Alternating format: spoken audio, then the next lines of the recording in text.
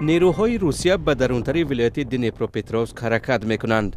پلیس اوکراینی خانه به خانه گشته اهالی را به ترک حتمی شهر و دهات واقع در نزدیکی خط جنگ وادار میکند.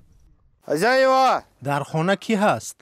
واحد ویژه پلیس به ساکنان پکروفسک میگوید که همه کودکان باید بیرون برده شوند. دهه استراتژی در بین راه دونتسک و زاپاروژیه جایگیر است. اینجا جهان متمدن دیگر تمام می شود. خطرناک است چون خط جنگ نزدیک می شود. اینجا همیشه حمله های هوایی و تیراندازی است. نزدیکتر می آیند. این زن به پلیس می گوید که دخترش الکی به نزد خویش و تبار فرستاده شد. پیش آنها رفته می توانید؟ بله. آیا شوهر شما می تواند با کودک عکس گرفته اثبات کند که در دنیپرو است؟ این افسر میگوید برای بیرون بردن مردم هر دقیقه و ساعت غنیمت است. دهه یا زادگاه خود سرگئی هم در خط جبهه است. خانه ما از دست رفت. برای همین مثل بسیاری ها دهه را ترک کرده در خانه اجاره می ایستیم.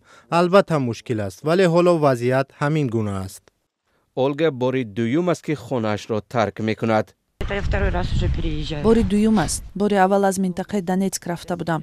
با دخترم زندگی میکردیم و به قریبی کودک دار شد. او با کودکش کمی پیشتر رفت. دخترم به تکرار میگفت که باید برویم ولی من کشال کاری میکردم.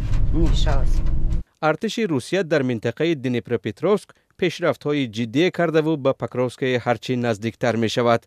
خط جبهه 10 کیلومتر دورتر است. چند پیش اینجا زندگی جوش میزد. مغازه و قهوه خانه ها باز بود و مردم گشت و گذار میکردند. ولی چند ماه آخر همه چیز عوض شد. حالا خراببازار و ساکت است. وسیل عادتاً در این سوپرمارکت خرید میکرد. حالا آن به خاکستر تبدیل شده است. همه چیز عالی بود تا زمانی که روسیه در فکر وسیع کردن امپریاش نشد. خانه ها بلنگار و مردم کشته شدند.